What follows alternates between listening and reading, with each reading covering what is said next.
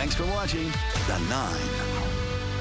All right, this is the time of year where many of us fall off the wagon. It comes to, diets, what we're eating, how much sugar we're eating. We have Halloween, and then, you got Thanksgiving. We have this pandemic. Then you get Valentine's Day in there. So all kinds of sugar in our lives and maybe unhealthy choices. How do we curb our sugar cravings? New York Times best-selling author Dr. Kellyann Petrucci joining us via Skype. Hi, Kellyann. Good to see you.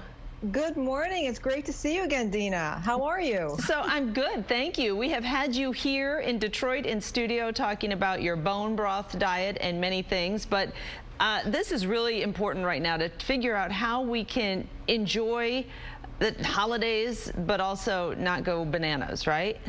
It is, and I think we have kind of a love-hate relationship with the holidays because we love all the joys. We're not crazy about all the temptation because we know temptation is everywhere we look. But Dina, there are a couple of things that we can do to really stop the cravings, because that's what it's really about. It's about how do we have these feelings, these cravings, still have fun and enjoy ourselves over the holidays, but keep it in check so we don't walk out of the holidays feeling like, blown up tick. Right. And it happens before you know it. I've noticed myself, even just with a little bit of Halloween candy we had here at the station, I eat one, and then it triggers this craving, and I feel like I need to eat more and more sugar. So how do we start there?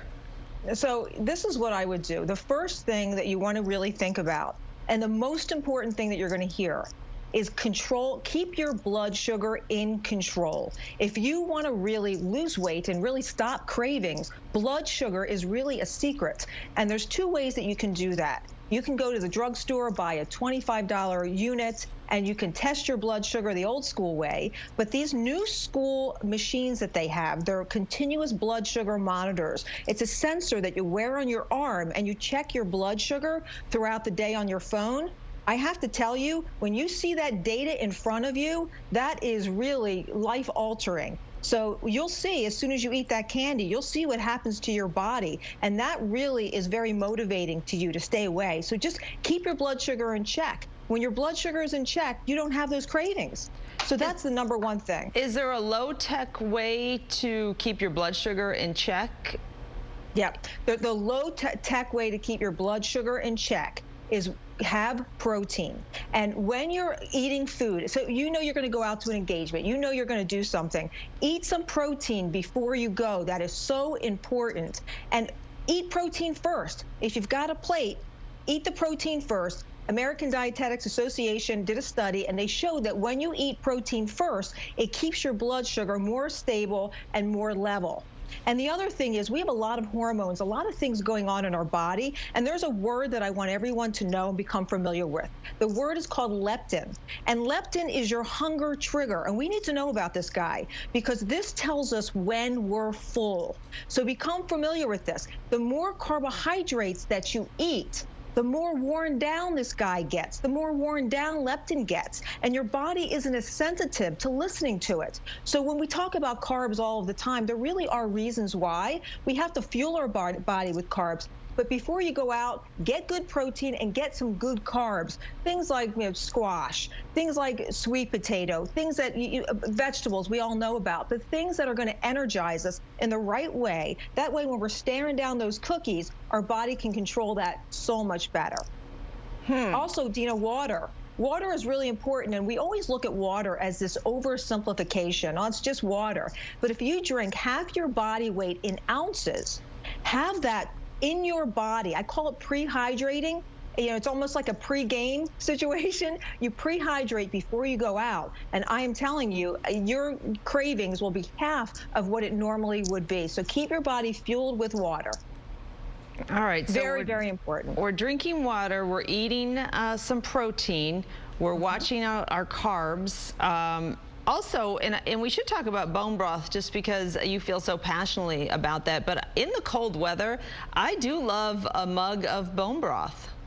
Bone broth makes a really big difference, and here's why. And I know I'm always touting this, and there's so many things that I can talk about. And I end up spending a lot of time talking about bone broth because here's why it's magic. It's got that protein in it that we talked about, but it doesn't have any carbs. So it has a lot of nutrition in it.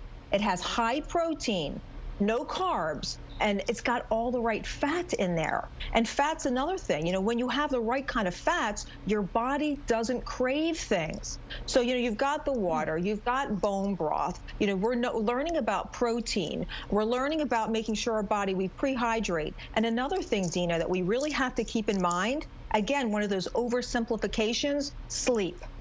Keep your sleep in check. There was another study done in Cape Town, and what they found was that when you don't have enough sleep, your body craves sugar and it craves salt.